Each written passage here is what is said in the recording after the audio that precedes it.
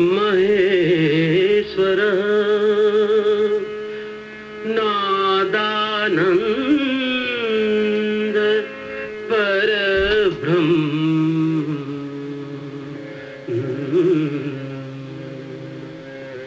तन्नाद मुपास्महे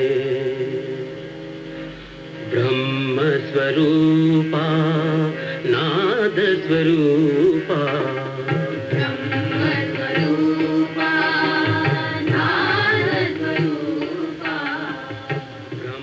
Andhra Pradesh, buses specially laid on for a birthday party in a village.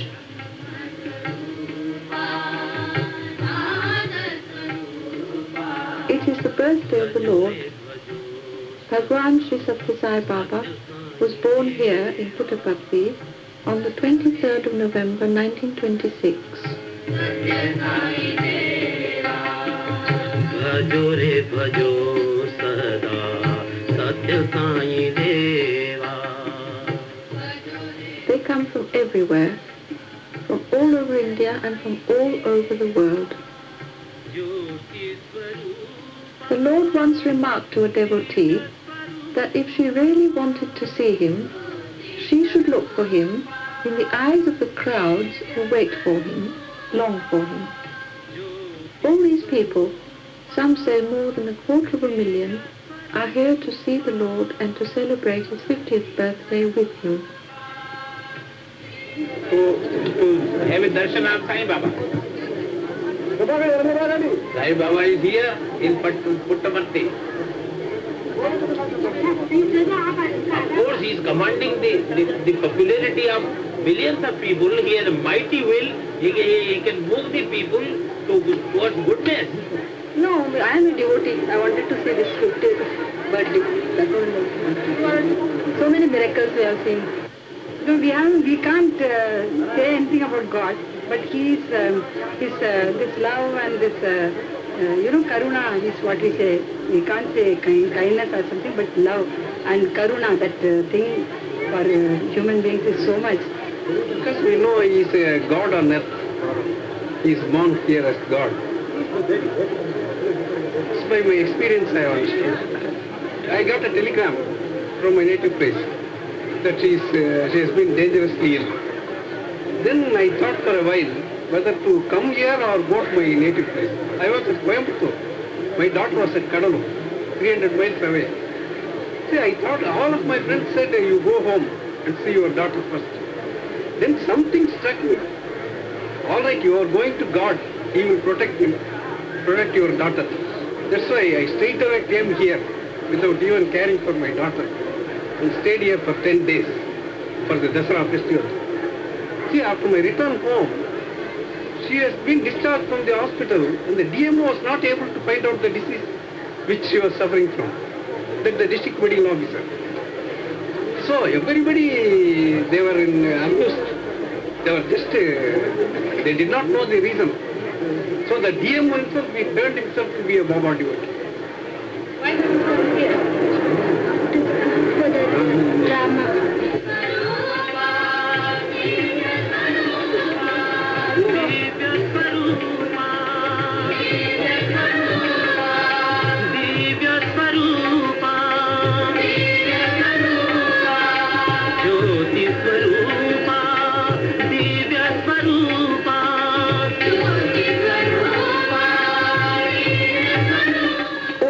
Him, and he arrives in splendid 20th century style.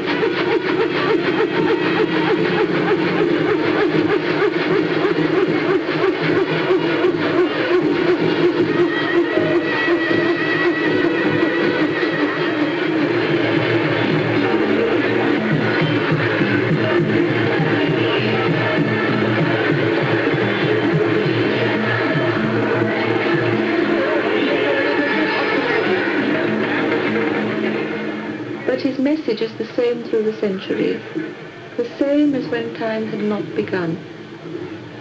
Satyam is my prachar, Dharma is my achar, Shanti is my svabhava, Prem is my swarup. Follow any of the four, you are mine and I am yours.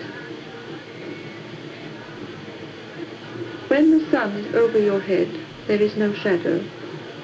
So too, when faith is steady in your head, it does not cast the shadow of doubt. The Lord has often said in many graceful ways that all religions are one. Whatever name you give your God, whatever you call your faith, it is all the same to him.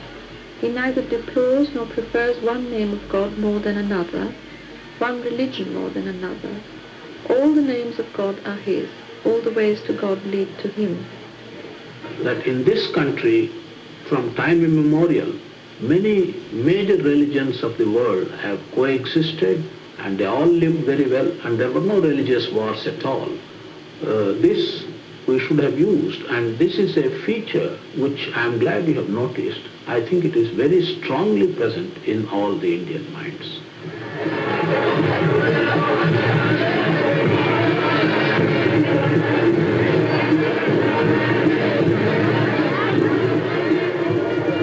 Several people told me that he has superhuman divine qualities. But it took me quite a lot of personal struggle and introspection before I could realize that he has divine qualities.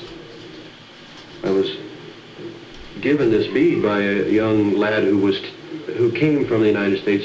He studied Hatha Yoga in India, and when he came back to the United States, he came to Hawaii, and we met him, and he brought me this bead. He said in India it's considered an auspicious bead, and of course I wanted everything auspicious I can get my hands on. So anyhow, I took it and put it around my neck, and I had another little gold thing about the size of your watch around my neck also, and because of them both being there rubbing against each other, and it caused some, kind of a large broken piece to come off right in the corner of it. So that really upset me, because back in those days I used to get upset about everything. I could really get upset, and I was really good at it. And I really wanted this, I wanted a perfect auspicious bead. I didn't want any broken auspicious bead. So I took it off from around my neck, and I used to carry it around in my pocket, and I used to always hold it, and I used to hold it up, and I would look at it, and I would look at that cracked part and kind of grumble. But finally I started looking at it and noticing how through the cracked part also there's a natural little ridge in it that I kind of line it up like a gun sight. I used to sit there and I would look at it a lot. Living in Hawaii, I went to California for maybe 3 or 4 days. And while I was in California, the bead disappeared. And I couldn't find it. And of course, it upset me. And well, then I just realized, what the heck, I've lost it. I can't do anything about it. So I just forgot about it. We came finally to see Sai Baba. I was so overwhelmed by the sight of him, because he is certainly very, very impressive, as you know. So while we were there, he gave us an interview. And I asked Baba, would he please help me with this monkey mind that's always running around jumping on all kinds of things where it shouldn't be. And he says, yes, that's my duty. And as you have seen him many times, he just goes like this. And he materialized this bead. And then he gave it to me, and I looked at it, and I mean, I just had a feeling. I wonder, if he was going to give me any Rudraksha bead, he can give me any Rudraksha in the world. And I just had this feeling, and I picked it up and I looked at it like I so many times had looked at it before, and sure enough, there is the little broken piece. There is the little ridge that I used to line up like a gun sight. And I looked at that thing and I thought, my God, that is the same one that he gave me. The same one that this other lad had given me, this man that was teaching Hatha Yoga. I said, is that the bead that I lost? And he turned to everyone in the room, and he laughed and he says, yes, that's the one he lost in California. In my humble opinion, Swami is no other than the omnipresent divine principle, incarnate in human form. So when I come here, I come to get the darshan of the personal God, the God in human form. And I come not just to get that darshan, to see him, but to also hear his words of wisdom and to modify my life in accordance with those words of wisdom. Darshan is interpreted usually as you seeing the Lord or seeing the individual that represents the Lord. It could be any person representing the Lord. For example, the Shankaracharya, one of the Shankaramats. But you getting the sight of that person, having the form in your eyes, and that person perhaps also seeing you.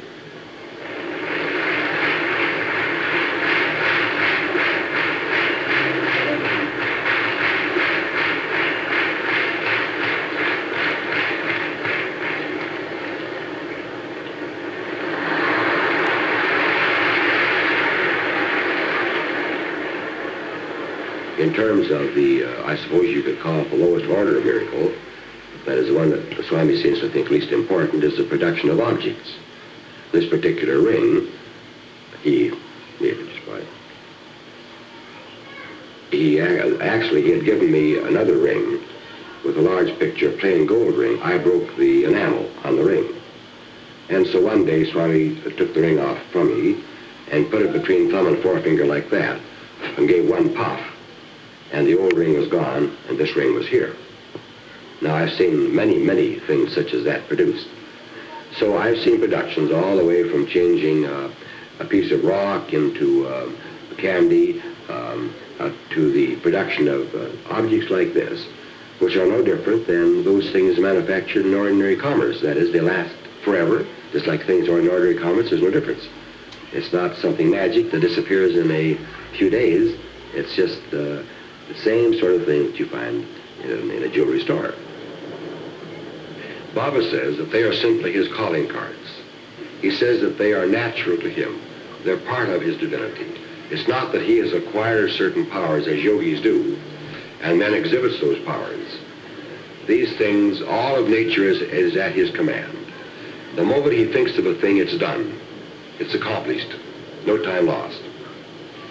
And so he says that I give my devotees that which they want, so that they then will listen to that which I wish to give them, which is that they should develop the quality of love in their heart and love every person, because that person is God. Every person is God. He has taught us that prema, true love, should be considered the very breath of life. The love that is manifest equally in all things, that is the love that is Paramatma. Have undiminished and unchanging kindness towards all beings. Have also the spirit of self-sacrifice.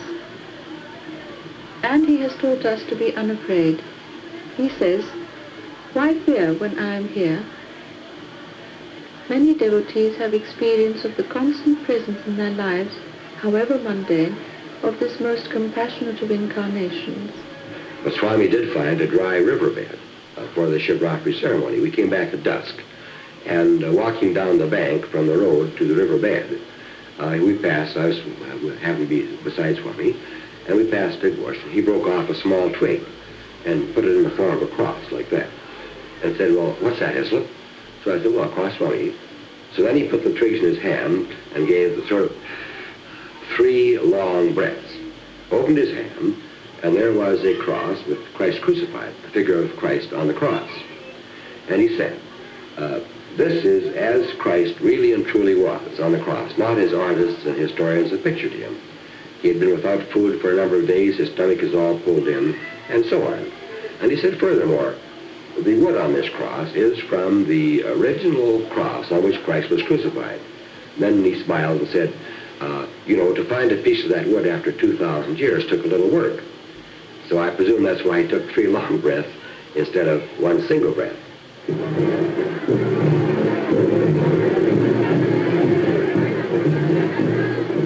For the West, his message certainly has to be the same as for all humanity. And that message is that God is the architect and the creator of the whole universe. God is immanent in the heart of every person. that only God exists, and that the entire creation emanates from God. And the idea that there are separate entities, separate people, self-willed individuals and so on is quite false. And that as long as we are involved in ignorance of that fundamental fact, we're going to get mixed up with all sorts of phenomena in the worldly sense. We're going to get,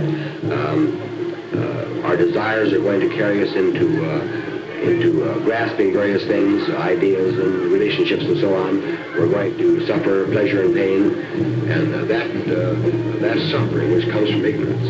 The ignorance that God alone exists, that God is in our heart, and that essentially man is divine.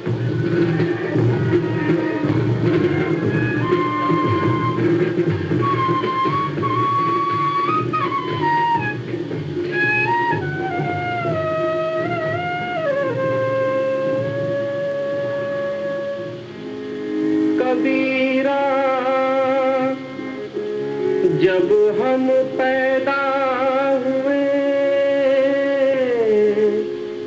जग हंसे हम रोए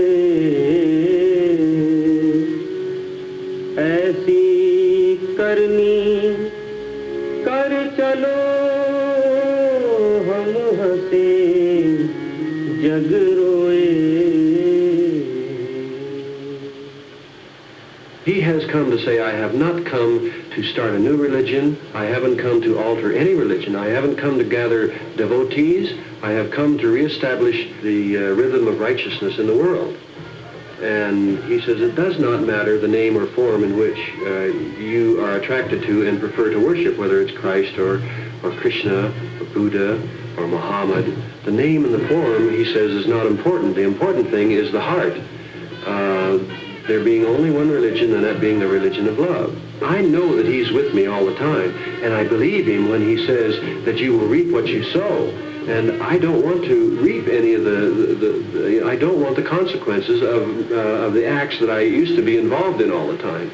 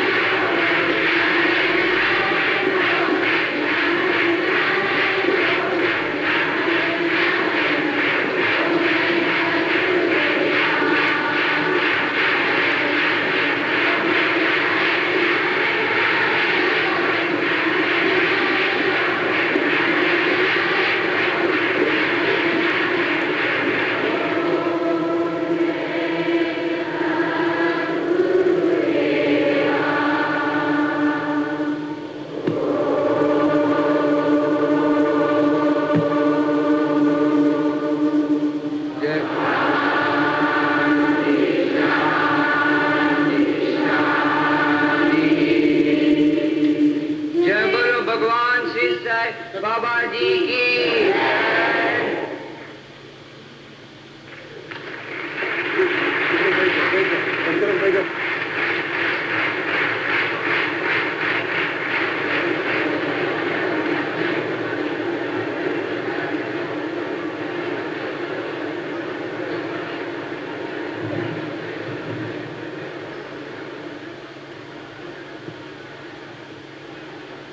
His blessings are for all, sinner and saint alike.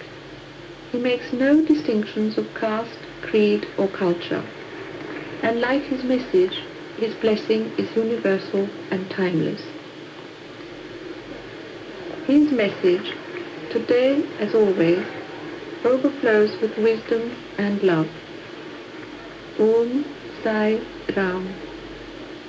విద్యవల్లను వినయము వినయమునను కలుగు పాత్రత పాత్రత వలన ధనము ధనము వలన ధర్మంబు దాని వలన ఐహికాముష్మికంబులు నందు నరుడు బాల వికాస్ యొక్క చిత్తములు ఒక లత వంటివి. Children's minds are like creepers which will go around a tree. It's only when the elders can make these creepers go around the tree properly that we will have prosperity and that we will have a proper decoration for the country. The Father protects you. The Father thinks of your future, thinks of your welfare. He is always minding your welfare, your growth and your prosperity. Such Father who protects you should also be born in mind, and you should show the necessary affection and regard to the Father. Education is such that it will teach you how you should conduct yourself in the middle of the society of which you are a part. Whatever kind of seed you put into the ground, the tree that sprouts out of it will correspond to the seed that you put in. So also the kind of food that you have taken will determine the nature of the belching when you digest the food. Boys and girls, in your life, you should pay great attention to certain things which you may call the 4 F's. The first F is follow the master. Face the devil. Fight to the end. In the 4 finish the game. The 4 F's, follow the master, face the devil, fight to the end, finish the game. These 4 F's, you should establish them as the 4 pillars on which your life will be supported. Prema mudita manaseka go Rama Rama Ram Rama Rama Ram Rama Rama Ram Sri Rama Rama Ram